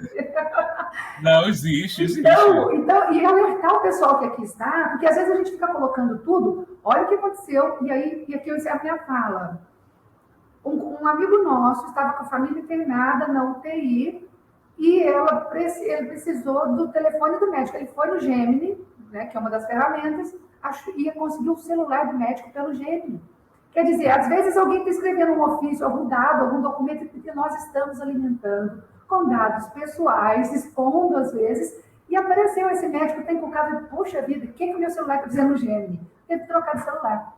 Então, bobeira, mas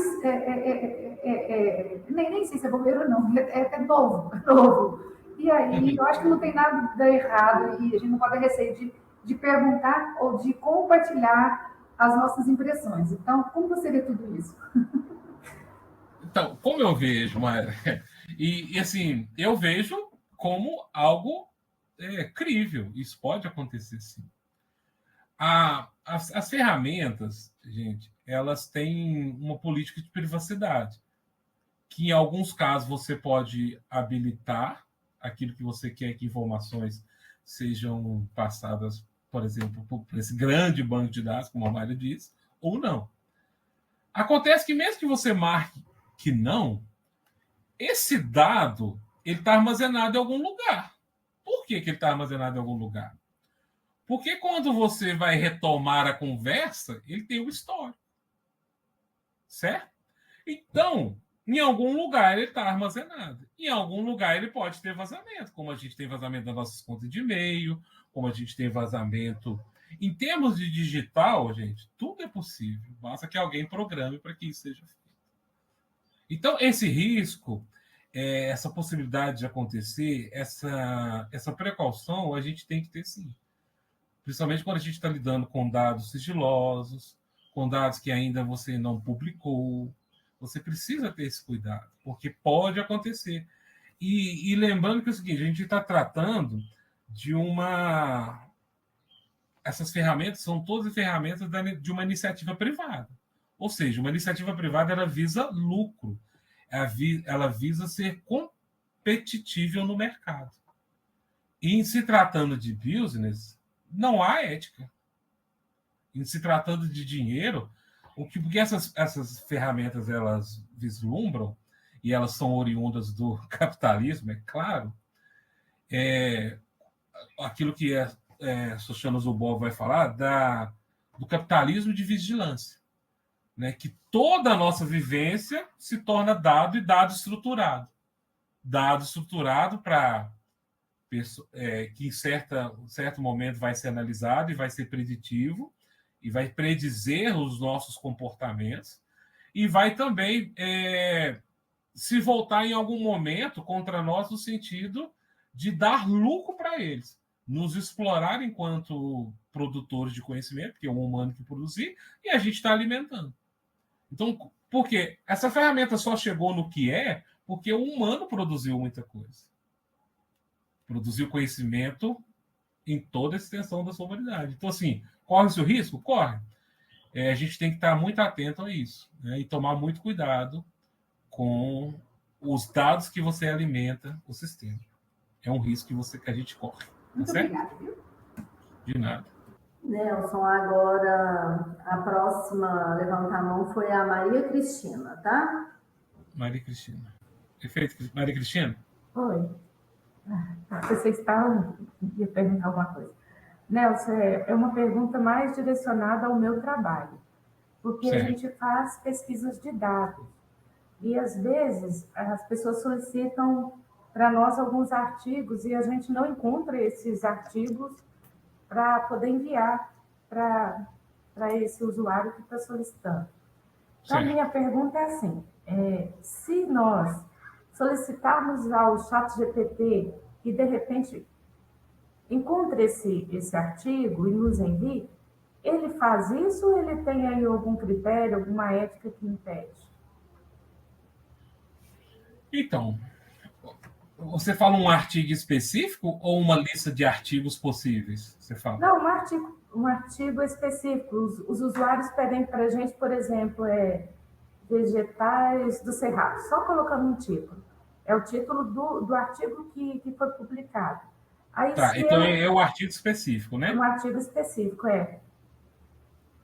Então, quando você faz uma busca por um artigo específico, porque, por exemplo, a opção pago, eu não sei se a outra opção tem que não seja pago, ele consegue acessar a internet e consegue buscar alguns artigos, inclusive apresentar. Mas muitas das vezes, quando você pede uma lista, por exemplo, como ele parece que ele está treinado para não dar resposta vazia, por exemplo, ele inventa artigos, por exemplo. Coloca links, coloca citação, coloca referência, aquilo que a Sara falou na fala dela, de alucinação. Então, assim, você pode fazer uma busca usando ele? Pode. Ele pode retornar, ele pode encontrar essa busca, mas eu vejo que não é o ideal. Eu não vejo que é o ideal usar ele como ferramenta de busca.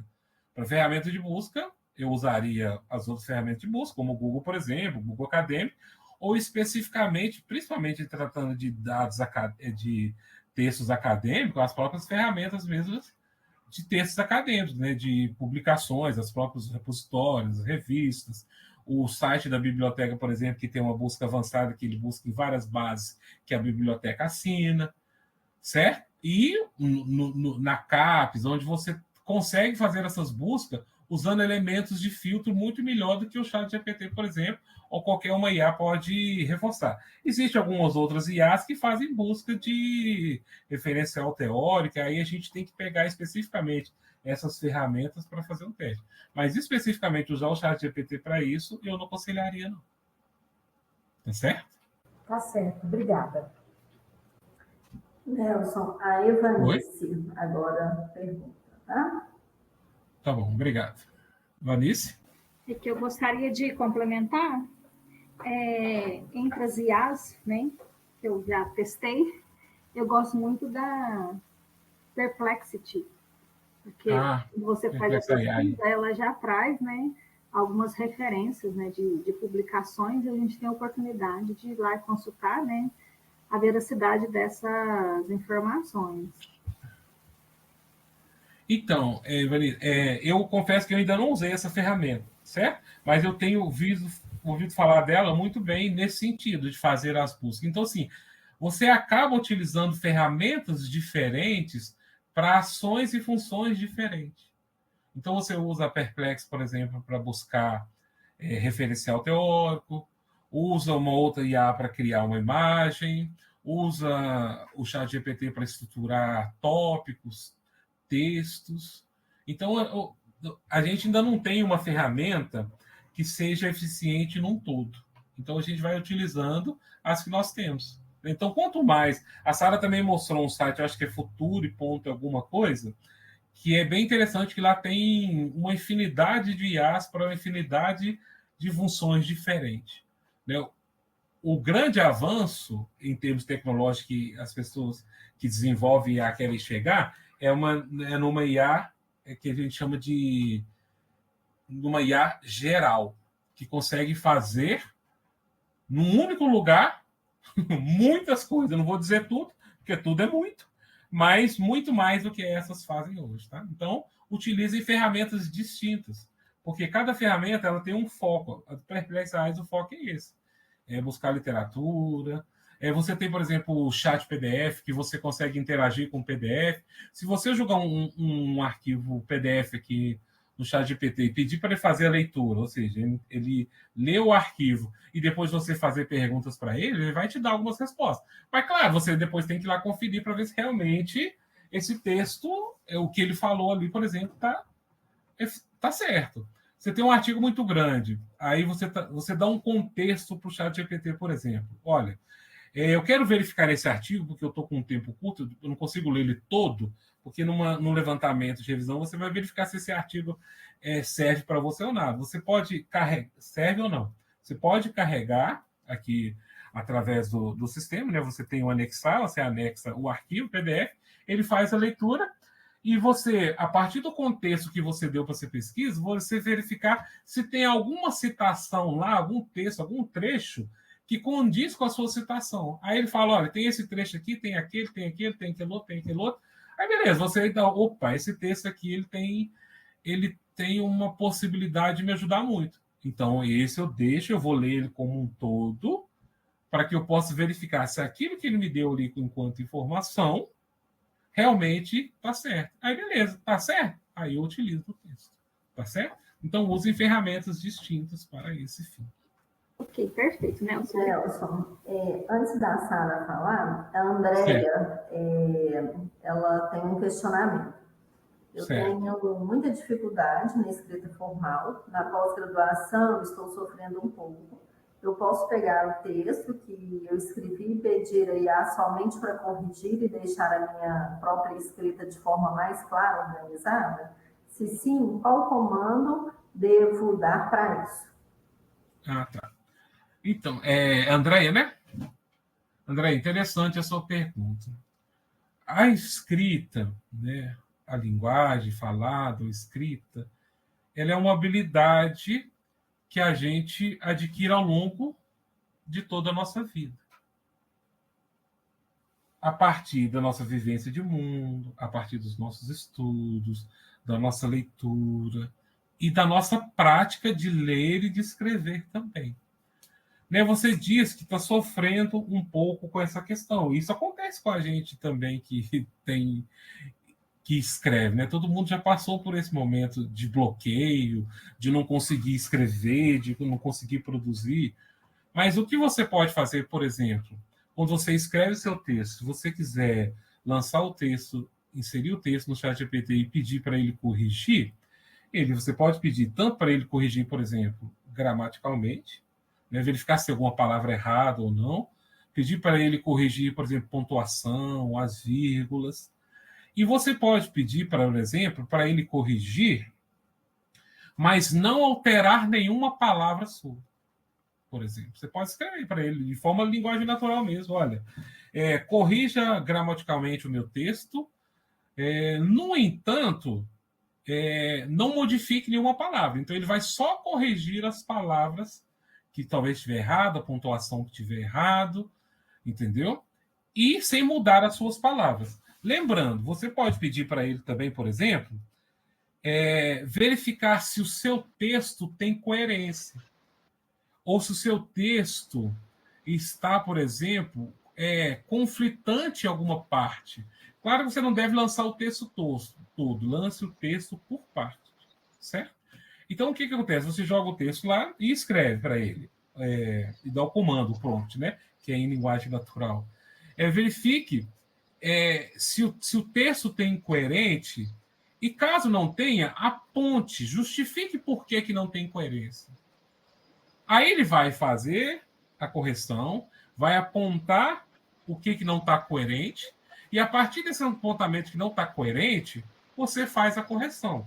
Lembrando que você vai precisar estar entendendo profundamente desse assunto para você identificar se o que ele propôs enquanto não estar coerente ou estar incoerente, você possa refletir e agir sobre ele, tá certo? Então você pode fazer em linguagem natural. Põe um parágrafo, um texto um pouco maior, não coloque todo o seu artigo, por exemplo, e faça a pergunta. Aonde esse texto apresenta incoerência? Então ele vai analisar. E vai analisar a partir e vai falar, olha, essa parte aqui não está conversando com a outra, não. Aí você pergunta, então como eu faço para melhorar? Beleza, ele vai te apresentar como é que você faz para melhorar. Se você pode aceitar e você pode não aceitar. Compreendeu? Adriana, fala sim ou não? Sim, ela colocou aqui que perfeito, Nelson, muito obrigada. Converse com ele, como se estivesse conversando com uma outra pessoa. Ele entende linguagem natural. Só que, sim, tente escrever de forma estruturada. Pequenos textos, pequenos prompts, vai fazendo gradações na conversa. Certo? O Orlando também coloca, entendo que a IA é de fundamental importância na estruturação e principalmente correção de textos. Entretanto, ela precisa ser minuciada de informações. O resultado será de acordo com as informações inseridas. Perfeito. Exatamente. Como é que ele chama? Esse é o Orlando. Orlando, você tocou num ponto fundamental. Quanto melhor é a interação humana com a máquina, melhor os resultados. Se você tem uma habilidade linguística acima da média, o resultado que a ferramenta retornará para você será melhor. Então, uma criança interagindo, que às vezes tem uma habilidade linguística que condiz com a sua idade, por exemplo, de 8, de 10, sei lá, de 15, ele vai ter respostas, não que eu recomendo que seja utilizado o ChatGPT para essa faixa etária, mas ele vai ter um tipo de resposta. Alguém graduando, que está começando, por exemplo, o início do seu processo de graduação e alguém com doutorado, a interação provavelmente será muito diferente. Então, o resultado depende da sua capacidade linguística, porque ele compreende linguagem natural. Então, quanto mais linguisticamente eu tenho essa habilidade desenvolvida, praticada, melhor os resultados vão ser feitos. Não só habilidade linguística, né, mas a habilidade lógica também, por exemplo. Quando eu digo lógica formal mesmo, né? Saber estruturar uma pergunta, saber usar elementos de coerência, de coesão para fazer as perguntas, para dar os comandos, ele vai ter um resultado melhor. Para insights também é bem legal você conversar. Eu tenho uma ideia, vamos conversar sobre essa ideia? Beleza. O que você quer conversar sobre essa ideia? Aí você vai alimentando, você vai discutindo, ele vai dando a resposta, vai dando até você ter um grande insight mais estruturado para que você possa, por exemplo, fazer uma pesquisa mais aprofundada. Certo? E isso não é só o ChatGPT, não. Qualquer outro IA também, nesse sentido, IAG, né? Que é uma inteligência artificial generativa. Certo. A Sara está de mãos levantadas, mas antes dela, da fala dela, eu só vou ler o que o Giovanni havia colocado, tá? Tá. Perfeito. Perfeito, Nelson e Sara, discussões riquíssimas nesse contexto de intertextualidade e plágio. Sugiro a leitura do conto de Pierre Menard, autor do Quixote, de Jorge Luiz Borges. Penso que ele traz insights interessantes para problematizarmos essas questões cada vez mais atuais. Parabéns a todos os envolvidos na organização deste evento. Ô, Giovanni, esse é um grande amigo meu, Giovanni, parceiro. E obrigado pela sua contribuição aí, com certeza. é mais um texto para a gente conhecer. Eu confesso que não conheço, mas eu vou dar uma lida para que a gente possa cada vez mais enriquecer esse grande debate. Viu? E fica aí a proposta de a gente sentar para escrever alguma coisa junto, nesse sentido aí também. Tá bom? Você me apresentou a questão da linguagem e hoje eu sou fascinado pela questão da linguagem, por culpa sua, hein? A Sara pode falar, tá? Então, eu queria pedir o Nelson para depois ele falar como faz uma correção ortográfica, apesar que ele falou, né, agora mesmo, mas colocando para termos anafóricos, concordância, igual você me ensinou aquela vez a fazer, e geralmente a gente pede o pessoal que usa para fazer essas correções do português, colocar na metodologia, ou colocar também uma nota de rodapé no trabalho. Teve a ajuda da IA para fazer essas correções ortográficas, tá? Para ser bem claro e transparente. O que a Sara mencionou é o seguinte, teve acho que a Adriana, não sei se é a Evanice, falou que faz os seus textos e gostaria de pedir o texto para que ele corrigisse sem modificar as palavras, por exemplo, certo? Isso pode ser feito tranquilamente, ele vai fazer, mas se você pegar um texto, por exemplo, e pedir para que ele, além de corrigir, ele melhore o seu texto, por exemplo, muitas das vezes ele vai apresentar um texto que ele vai ficar repetindo algumas palavras. Por exemplo, eu estou falando de inteligência artificial. Aí ele faz lá 3, 4 parágrafos, por exemplo, e nesses parágrafos, toda hora ele fala inteligência artificial. Toda hora ele fala inteligência artificial.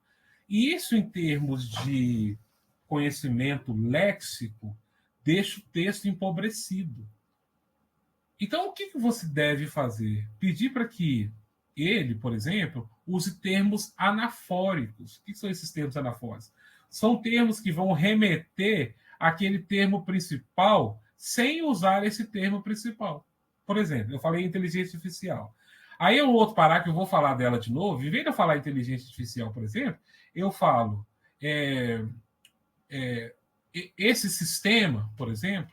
Ou seja, então eu estou usando um outro termo para não ter que repetir novamente inteligência artificial. Então, para isso, você dá o comando. Você escreve, olha, corrija esse texto e verifique se há repetição de termos muito próximos um do outro. Porque, em termos de forma, não é ideal que o mesmo termo que você está utilizando esteja muito próximo na segunda, ou na terceira, ou na quarta vez que ele aparece dentro do seu texto. Então, você pode identificar, porque isso mostra também conhecimento léxico, né? Você usa outros termos para apresentar e falar daquele termo central que você está discutindo, por exemplo, naquele parágrafo.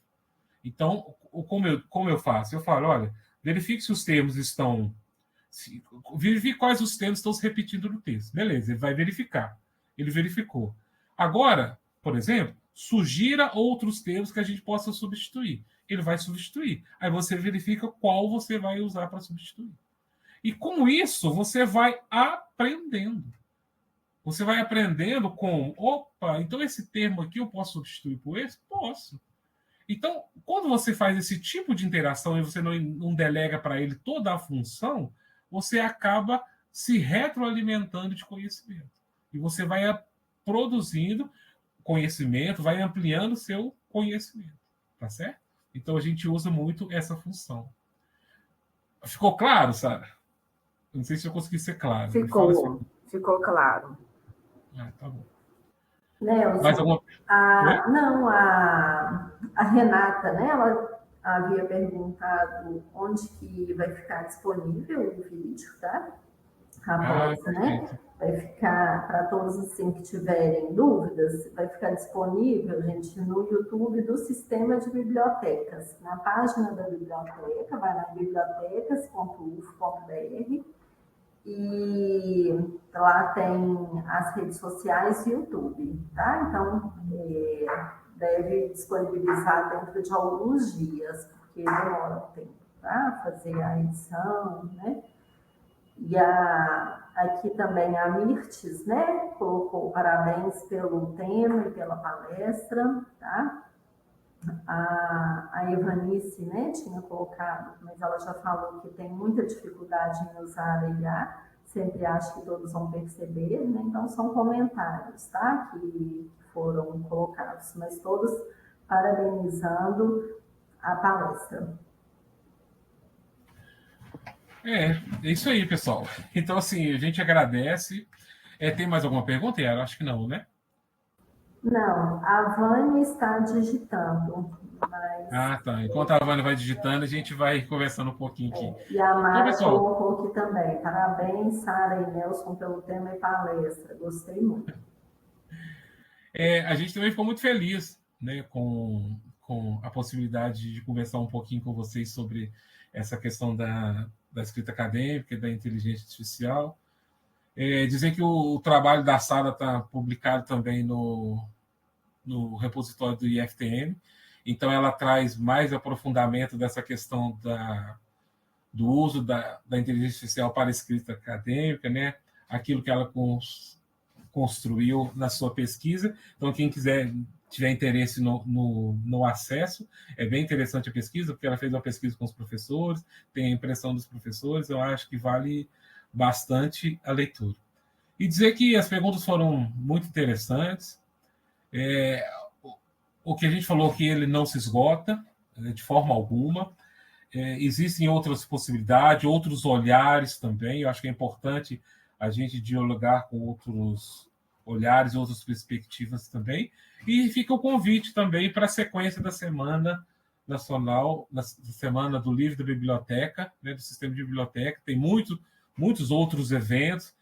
A Sara tem exposição, parece que tem outra fala.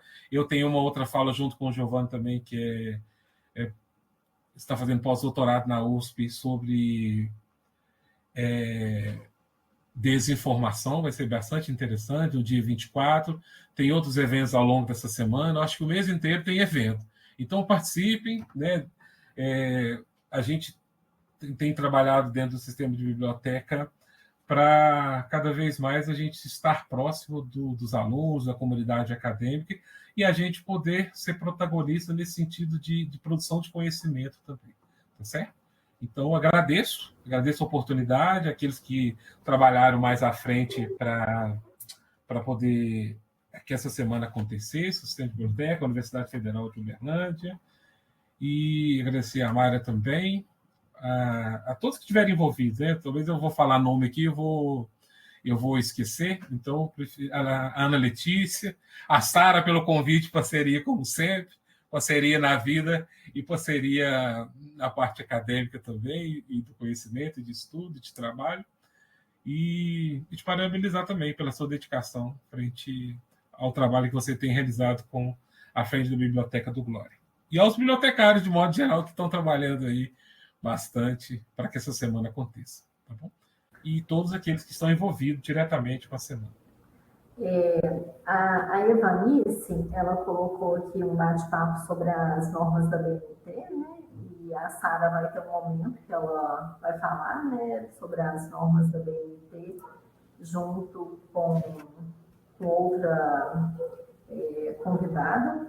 Então, eu vou colocar aqui também a programação, tá? Como o Nelson mesmo disse, a semana está bem rica, né, em atividades, e agradecemos muito, né, a participação do Nelson, da Sara, que se dispuseram a estar aqui passando seus conhecimentos de forma tão brilhante, né, e muito interessante realmente essa temática, tá?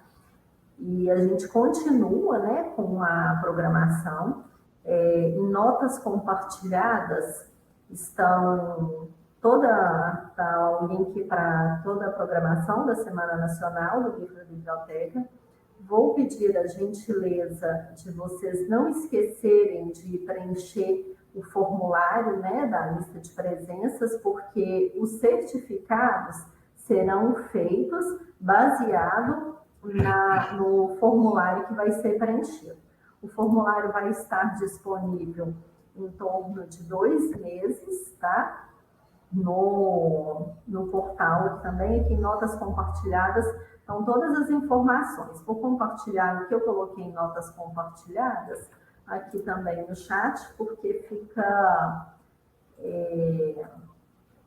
mais claro, né? Então, aqui está toda a programação, como também o link do formulário e onde estarão disponíveis os certificados, que é no CIEX, tá? Em torno de 60 dias.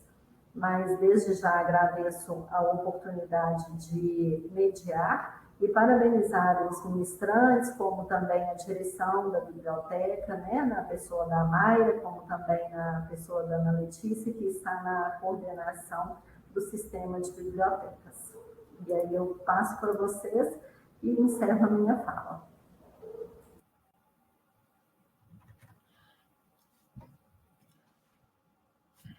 Eu também gostaria de agradecer a todos e a todas que participaram do evento e pôde tirar esse tempinho para estar aqui conosco. Agradecer ao Nelson pela parceria, né, por ter aceitado meu convite, que eu chamei ele, que ele gosta muito dessa parte da inteligência artificial generativa. Agradecer a Yara também, que entrou com a gente mais cedo para fazer todos os ajustes. E obrigada, Ana Letícia, pelo convite, a Mayra também, e a todos que estão aqui presentes até agora.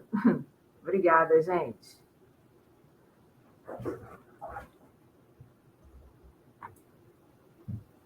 A Mayra havia levantado a mão, ela ainda deseja falar ou não? Sim, é só um aviso que eu coloquei aí para vocês, que na programação, o lançamento da 2ª edição do Guia para a Normalização, que é aquele livro, hoje ele é vinho, né? Ele vai mudar, ele vai voltar a ser azul, e ele está previsto para essa semana, no dia 6. No entanto, nós aqui, servidores públicos, temos participado como júri lá no fórum e coincidiu essa data aí da minha agenda no dia do lançamento. Então, em breve, a Conbib, a Ana Letícia, vai divulgar a nova data, será na próxima semana, na semana do dia 10. Então, a gente também, né, em nome aqui do Sistema de Bibliotecas, eu convido todos que aqui estão e divulguem para nós, para participar desse momento aí de lançamento da 2ª edição do Guia, versão digital, totalmente online e gratuita. Obrigada. E parabéns para todo mundo de novo, Sara, Nelson, Yara e toda a companhia da família Cisbiúfo. Fiquem conosco, viu, gente? Continuamos aí contando com a participação, divulguem bastante, que a gente quer essa sala cheia. Um abraço. Um abraço. Isso mesmo, pessoal. Então, hoje à tarde temos outra atividade, às 14 horas, né? A quem se interessar, será um prazer tê-los conosco novamente, né? Muito obrigada. Eu vou parar a gravação, tá? Essa gravação também fica disponível, tá? No YouTube lá da biblioteca, né? Que deve demorar em torno de uns 15 dias a um mês depois das edições, certo?